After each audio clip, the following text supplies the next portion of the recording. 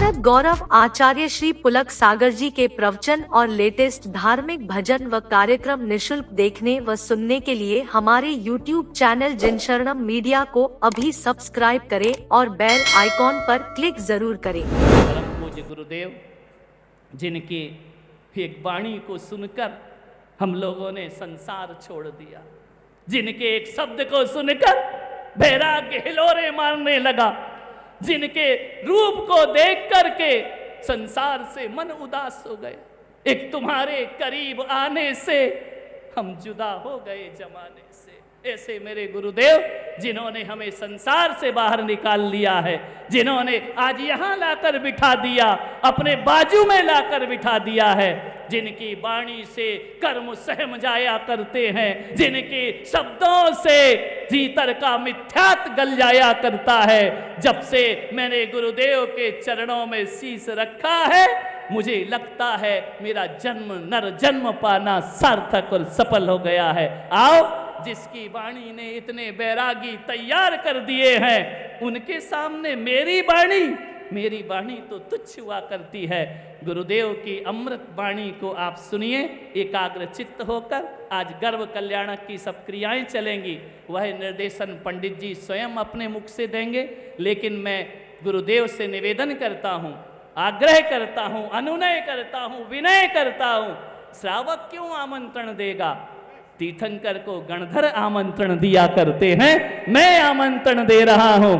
बिखेरें अपनी वाणी और इन अतृप्त मनों को तृप्त करने का प्रयास करें।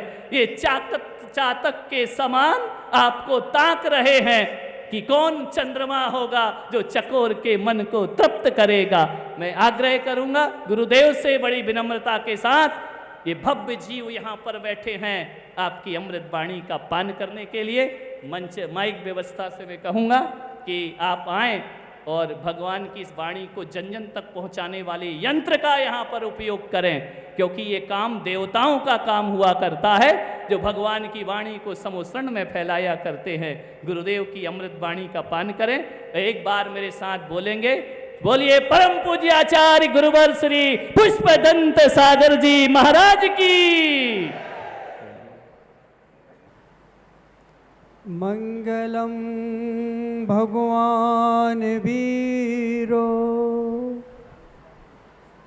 बोलिए मंगलम भगवान वीरो, मंगलम भगवान वीरो, सभी बोलेंगे। मंगलम गौतमो गणी, मंगलम गौतमो गणी, मंगलम पुष्पदंताद्यो, मंगलम पुष्पदंताद्यो, जैन धर्मोस्तु मंगलम, जैन धर्मोस्तु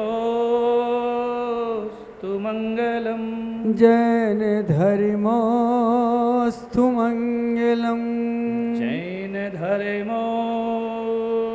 मंगलम, जैन धर्मोस्तु मंगलम, जैन धर्मोस्तु मंगलम।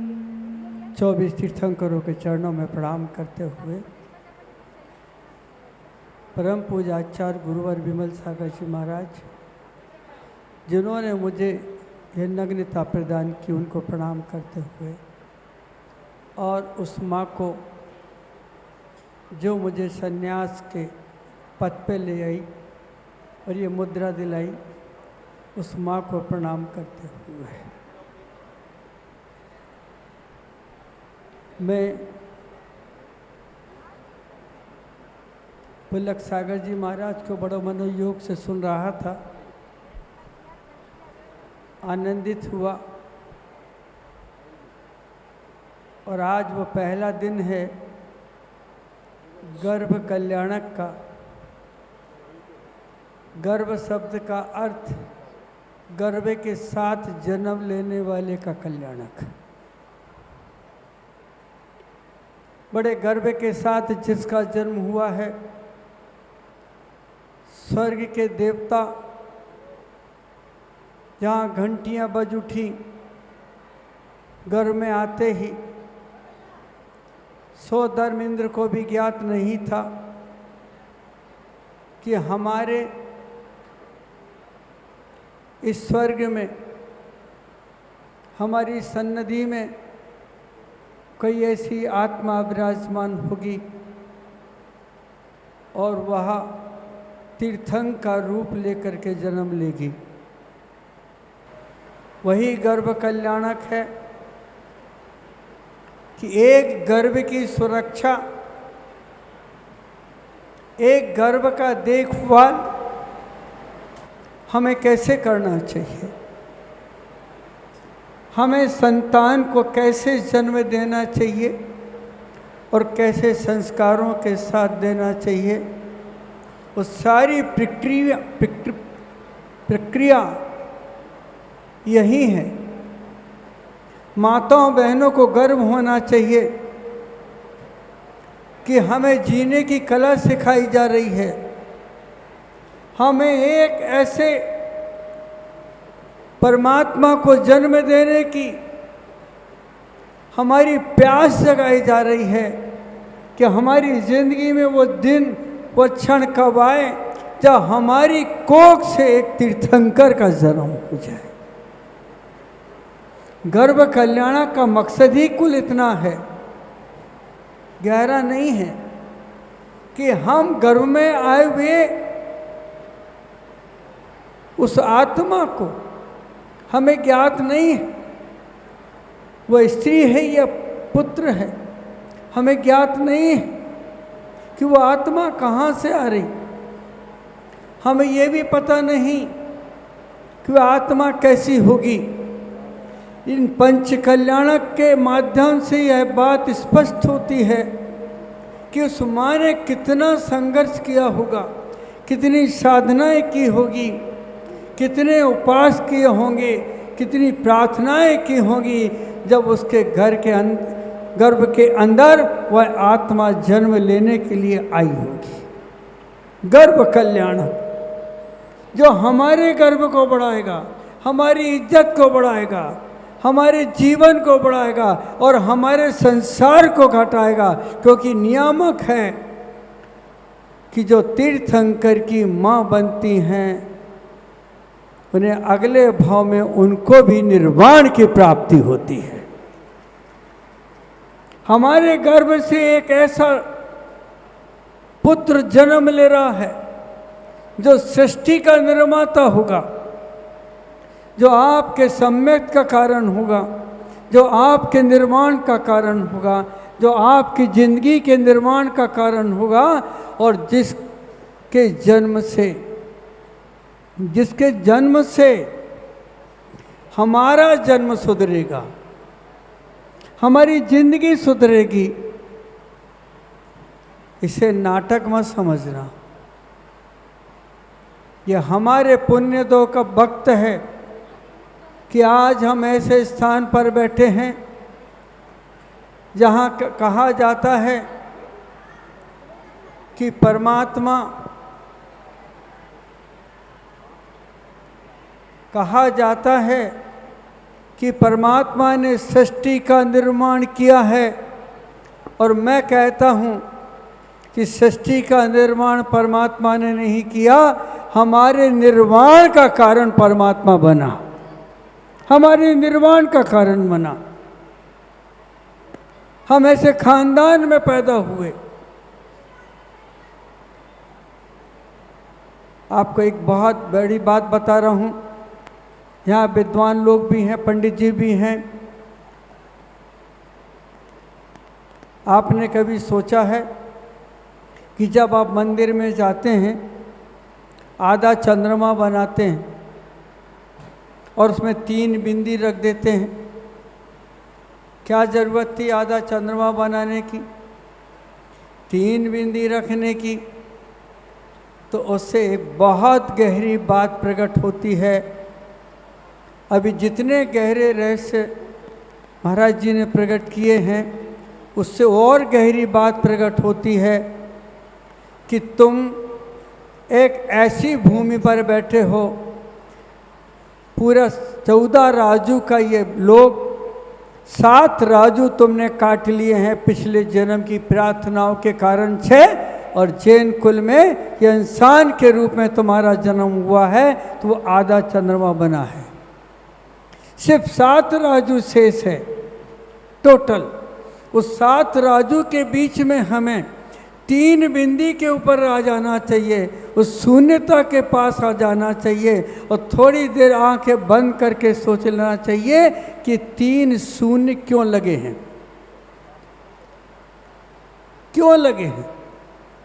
सम्यक दर्शन, सम्यक ज्ञान, सम्यक चारित्र, ये शून्य तुम्हारे पास आए हैं कि 7 राजू की यात्रा तुमने पूरी कर ली है, 7 राजू शेष बचा है। अगर सम्य परमात्मा के प्रति, जो सद्गुरु के प्रति आत्मिक श्रद्धा अगर हमारी जन्म होती है, हमारी कसाएं शून्य हो जाती हैं, हमारी वासनाएं शून्य हो जाती हैं, हमारी इच्छाएं शून्य हो जाती हैं, तो उसी समय सम्यक दर्शन की भूमिका बनती है। और सम्यक दर्शन जिस आत्मा को प्राप्त होता है वह अर्ध पुद्गल परावर्तन के बीच में नियम से निर्वाण को प्राप्त होता है, नियम से प्राप्त होता है।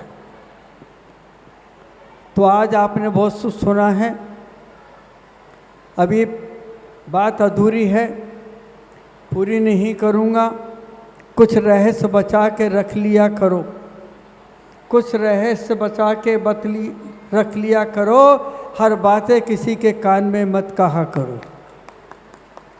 कुछ रहस्य बचा के रख लिया करो, सब बातें किसी के कान में मत किया करो। जब सोने के लिए जाओ तो अपने से एक प्रश्न करो कि आज तुमने 24 घंटे में कौन सा अच्छा काम किया है, आज तुमने 24 घंटे में कौन सा अच्छा काम किया है।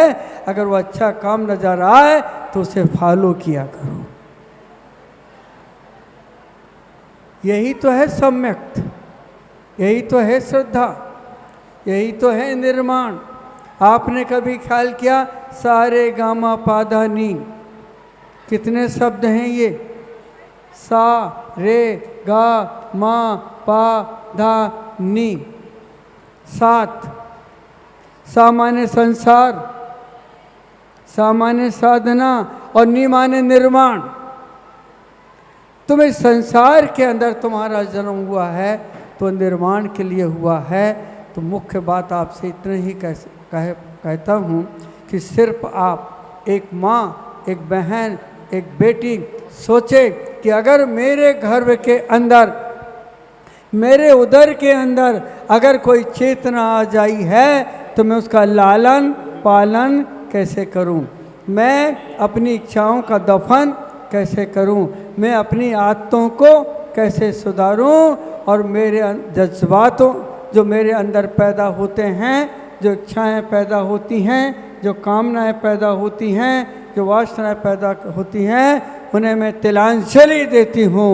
मेरे गर्भ के अंदर कोई परमात्मा आया है जो मुझे ऊपर उठाने की कोशिश करेगा।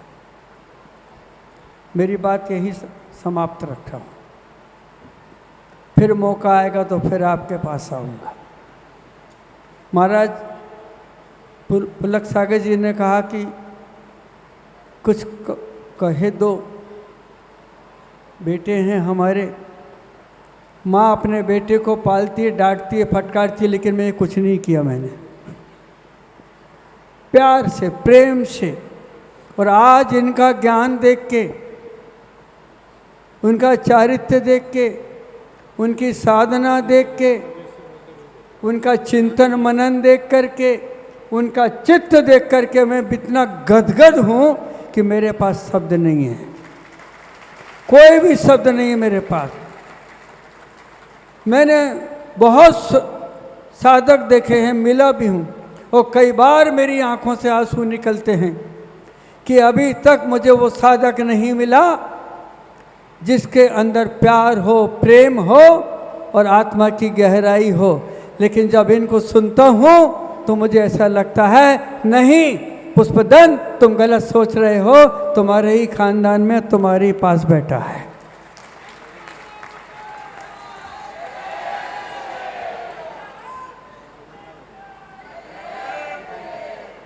मुझे तुम्हारी ताली नहीं चाहिए, तुम्हारे अंदर तुम्हारा चारित्र चाहिए मुझे।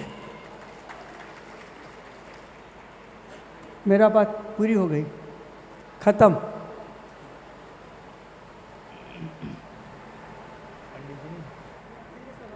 देखिए, गुरुदेव के वात्सल्यमय आशीर्वाद मिला और महाराज जी आशीर्वाद तो एक तरफ रखो। आपने मुझे यहाँ बुला करके इतना अच्छा अवसर दिया कि मेरे अंदर बहुत कुछ चीज़ें फूल सी खिल रही हैं इस समय पर, बहुत ज़्यादा। चलिए।